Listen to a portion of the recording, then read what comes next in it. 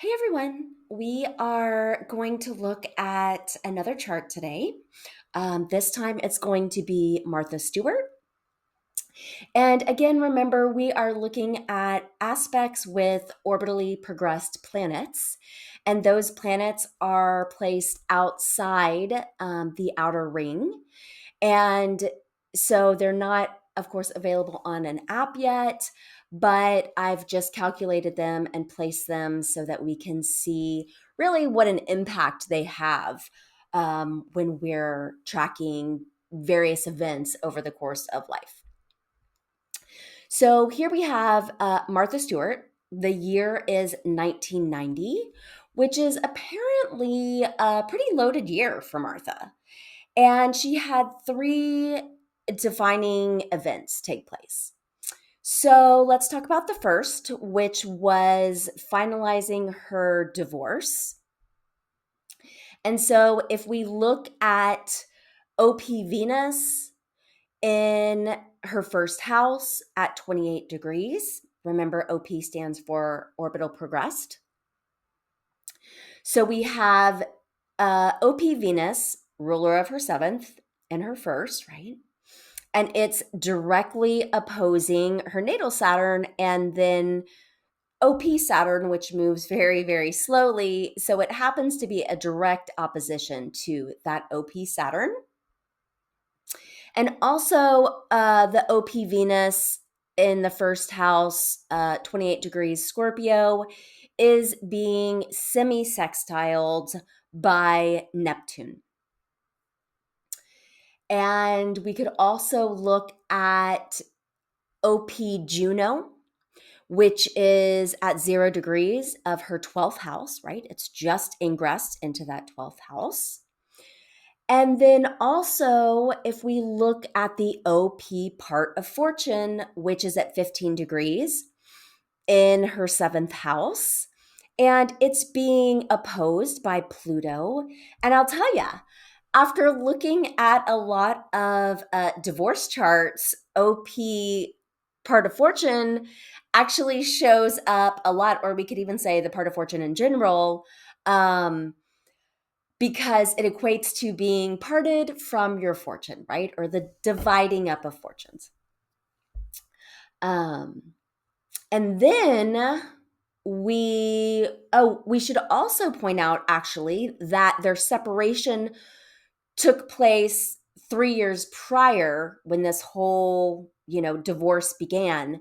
And at that time, her OP Mercury was actually in a T square, right? It was squaring her ascendant and it was opposing her natal Pluto, Chiron, and Sun in the 10th house. So the next thing that happened was she came down with vitiligo, right? And in medical astrology, there are actually multiple planets associated with this condition for different reasons, but Venus being one of them, right? So we would look at her OP Venus again in the first house, and it's opposing the Saturns, right? And Saturn is the skin, right? A boundary for us. So we have this opposition. And then we can see that we also have OP Hygeia, which I couldn't find the glyph in Canva, so we went with capital H. Is here at 9 degrees in Gemini, ruled by Mercury, and Mercury, another significator of skin in the chart. And that is, let's see, what is that doing in her chart? That was, squaring her natal Venus, right? So going back to another planetary significator for vitiligo. And let's see what else. Her OP series down here at 5 degrees in Capricorn. It's another, of course, asteroid associated with health. It was being transited by Uranus, right? So, speaking to unusual conditions, right? Something very not the norm. And then if we move on from vitiligo, fortunately, she had something positive going on that year. Um, and that would be that she had the first publication of her Living magazine, right? And so with Living, she, excuse my phone. Um, so with Living magazine, right, this is something that launched her from being a simple, let's see, what was she? Probably considered just like a catering author into a full-on media mogul. So, when we look at this, right, let's go ahead and talk about first how her OP moon at 14 degrees in Aquarius, the significator of her ninth house, and remember, ninth house is publishing, right? It would also be catering because it's Cancer. And so, this in the year 1990, we had, what do we have? We had an eclipse that took place on August 6th, and that was right exactly conjunct this moon at 14 degrees Aquarius. And her OP Mercury at 18 degrees Aquarius was right there with that. And of course, Mercury publishing. And these were also trine her natal Jupiter and her vertex, right? Which we see aspected so many times in major life shifts, right? Her OP Venus was also trining her natal Mercury. And in fact, it was involved in a basket, really, because if we look at this OP Venus at 28 degrees in her first, it was sextiling her progressed Sun and Neptune in the 11th. Of those, of course, were in a sextile to this Mercury.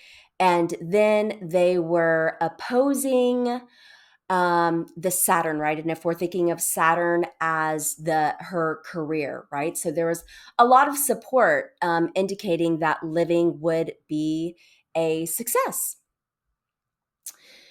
So now if we move on to another moment of her life, right? It's when she was convicted for insider trading, right? And so we see that the ruler of her 12th house, right, Venus, well, her OP Venus at that time was in the second house, right? Pretty appropriate for insider trading. And we would have to note that when the actual trade that she got in trouble for went down, this OP Venus was actually at 14 degrees, exactly opposing Jupiter, which of course we know is the law, right? So anyway, let's go back to this OP Venus at 19 degrees because it does have many aspects coming off of it. And so first, let's talk about how it is in a mutable grand cross dynamic, right? So it's applying to her natal Ceres and moon, right? And when we know the mythology of Ceres and its connotation to being locked away in the underworld, right? That's where we see this, and we're like, "Girl, you going down?" But yeah, we don't just stop there, right? So we have to finish out the entire mutable cross. And we would see that if we just go across the way to her 8th house, where she has OP Jupiter at 19 degrees, so an exact opposition to this Venus, right? And then she's got transiting Jupiter that's making a square. And to finish off the grand square, then we would look at transiting Mercury, the Sun, and these are, if we're just looking by houses exactly, then we would include her part of fortune, right, and her nodes as well. So let's see what else we got.